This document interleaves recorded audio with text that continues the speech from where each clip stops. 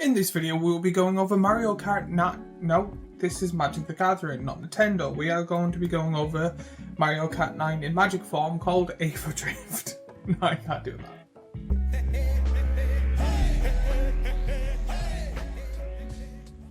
Hey, I'm Kojo, CJ, and in this video we will be going over the set A for Drift. It is the newest set coming out with Magic Gathering. I will be going over some of the cards, pretty much the best cards to keep your eyes on.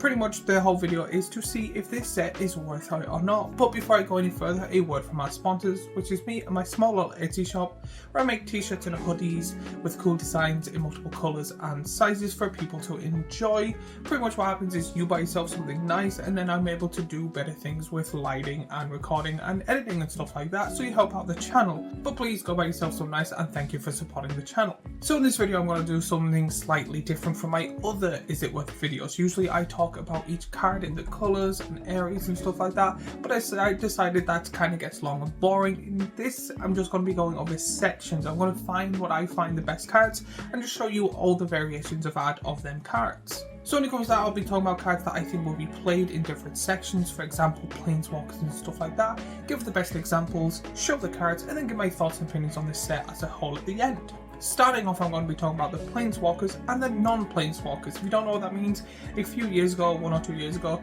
they done a really big massive vamp where they got planeswalkers that lost their spark. So now there's only less and less planeswalkers, but they do add 1 or 2%, but they still have the characters that used to be planeswalkers now with normal creature cards or variations of it. So when it comes to this, I'll be going over the planeswalkers and other cards that were planeswalkers. So if you haven't seen any, you get great cards just like Sandra Spark Hunter, Mu Lang Ying Wind Rider, Basri Tomorrow's Champion, Duretti Rocketeer Engineer, Samut the Driving Force, and the Aether Spark.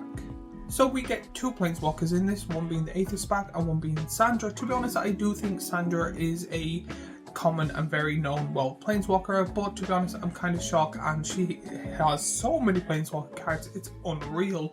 With now information that Mu and Basri now lost their spark. We knew about Duretti when this set was announced, but to be honest, I completely forgot Basri was a character.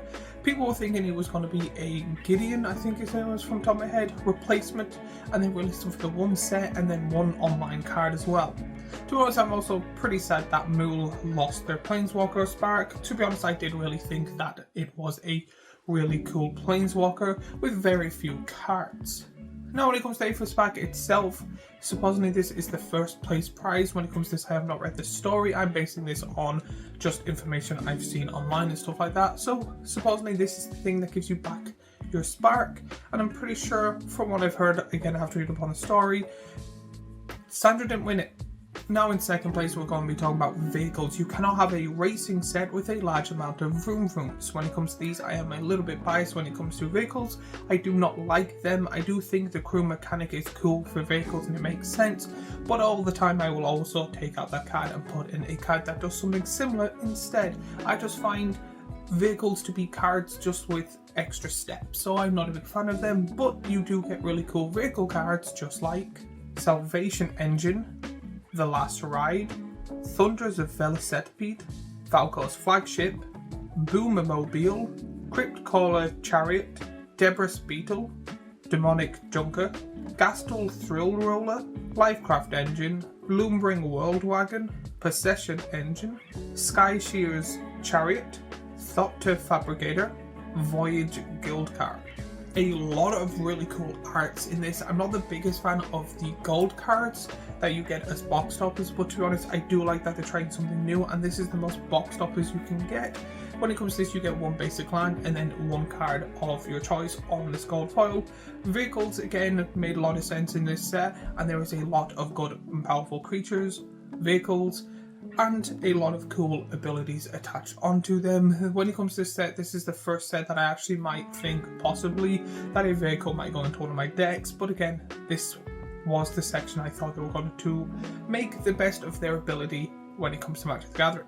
And in third place, I will not be a Magic the Gathering content creator about Commander if I did not talk about potential really good commanders. When it comes to this is cards I've flicked through that are all legendary creatures, of course, and when that could be a good deck. That could be potentially a good deck. So if I miss any out, please let me know in the comments down below which you would like as a commander and how would you build it.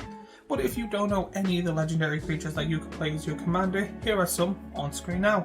Hazoret Godseeker, Ketramos the No Dawn, Loot the Pathfinder, Mimeoplasm Reversed One, Sub-Sunnen Luxor Embodied, Atticus Emerald Radiant, Gonti Knight Minister, Mendicor Guildlight. To be honest, I haven't made a deck in over a year, but to be honest, this is one of the first times I've actually wanted to make a deck. There is the white-black God card that I actually think would make a really good commander. Now, I might do a Moxfield version and put it online, so let me know in the comments down below if you would like to see that as a video.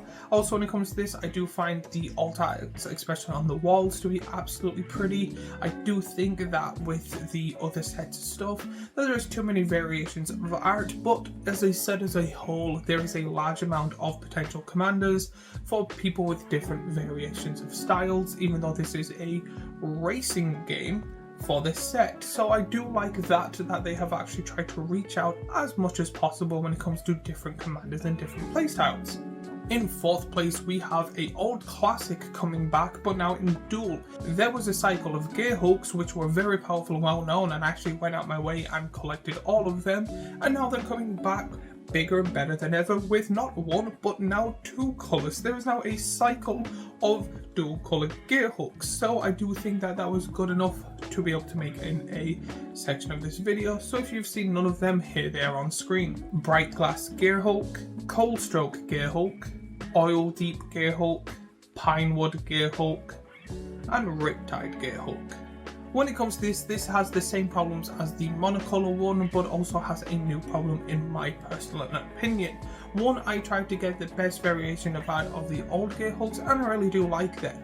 But when it comes to this, the ones where they're on the wall is absolutely beautiful, and now I want to get them as well. Again, when it comes to card games, they really do like to empty my wallet. Now when it comes to the power and toughness and the abilities of this, it has the same problems as the first ones, that some of them are really more powerful than others, but in fairness, it is hard to do an ability that doesn't make one look more powerful than the rest. To be honest, my favourite one out of this is the wall art of the white blue one. But I would love to hear your thoughts and opinions on the Gearhulks in general down in the comments down below. Now in fifth place, there is a slight little problem when it comes to this. When it comes to these sets and these videos, you might have seen me before going, they're making too many variations of art. So in fifth place, I'll be talking about the special guests, which is fine on its own. However, now with the gold border, different arts, gold border of different arts too, I do find that they are making too many variations of too many arts. And I haven't looked into it weirdly as well, but I'm pretty sure, and I could be wrong, correct me, but they're also doing the blank out of 500 still in every single set, which is then more variations. Then I've seen other variations of art and followed on. But I think when it comes to this, they kind of need to cool it on the different variations of art.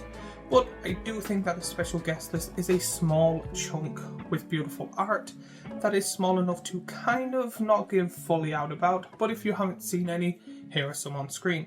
Caviar of Dawn, Thoughtcast, Weir of Innovation, Bone Mister, Lord of the Undead, Galactic Blast, Sandra's Ignition, Pathbreaker Idex, Chrome Mox. I'm actually shocked that Chrome Mox is on this, but to be honest, it does seem ever so often in a few sets they will go, here is an old card that's really expensive that everyone loves, we're going to reprint it for you. They've done it a few times with Dublin Season, and then they done it with Sensei's Divine in Top and the Vault, I can't remember, Mana Vault, I think from the top of my head. So this is, in my opinion, that section where they just go, hey, it's been a while, let us get a very expensive card and put a new art in it because it'll sell and buy packs, which again, is fairness, is good business strategy. And then finally in sixth place, in my opinion, the last bit, the others. These are cards that are not in any of the other categories I talked about, but I think deserve a little show and tell for the people that don't know anything about this set or don't know much about it, that have just kind of skimmed through it. So this is cards that I think are really good that people need to keep their eye on. And I didn't know where else to put it, so I call them others. If there's any cards I missed or you thought was really good that haven't been in this video at all, please let me know about these cards and why in the comments down below. But you get cards just like Curse Cloth Wrapping, Explosive Gateway, March of the Worldoos, Radiant Lotus, District Mascot, Repurposing Bay, River Churn Moment, Unstoppable Plan, Venex, Verbose Host. Now we're going on to my thoughts and opinions in this entire set. If you've watched any of my videos before, you will know that I think Magic is going slightly downhill. They only really care about the profits and put as many other franchises in as possible. Now again, not the biggest fan of that. However, I will say, if you kind of squinted it, in my opinion, I do think this set is better than I originally thought. I thought they were going to go really hard in just a race that didn't really have a story, that wasn't really exciting, but I heard like Jace came back and is trying to steal loot again and loot doesn't want to, and this commotion, which has still got me interested in the story. But it is surrounded by memes and things of anime and different racing stuff and different stuff like that it's hard not to fully dive in. But I do still think that this set was better than I originally thought. I was very much on the set of, this is going to be bad, there's going to be a bunch of bad vehicles, no one's going to care, the story's just going to be a race, it's going to be like, oh yeah, whatever. But in fairness, I do think I'm excited for the story still, that is one thing. I do find the art, there's too many, but I really do love the wall one, like kind of painting on. I'm not the biggest fan of the gold border stuff, but again, they're trying something new and people do really like them. And then they also did a secret layer with this set that I will be making a video next week, which also ties into this with an arcade and old Hot Wheels things, which I do enjoy them doing that type of stuff. So again, I'm still disappointed, but not as bad as I thought, and still a little excited of what they're going to do next. If you have your own thoughts and opinions of this set, let me know what your favourite cards are, what decks you want to build, or anything in general, or if there's anything I missed out, let me know in the comments down below. And while you're there, remember to like and subscribe and do all that YouTubey stuff we always ask for. And then if you will like that, I have a previous video on the decks of this set, here, a playlist of Magic the Gathering content I make here, and a subscribe button here. And I want to thank you all. I'm nearly at 2,000, and I will see you all in the next video.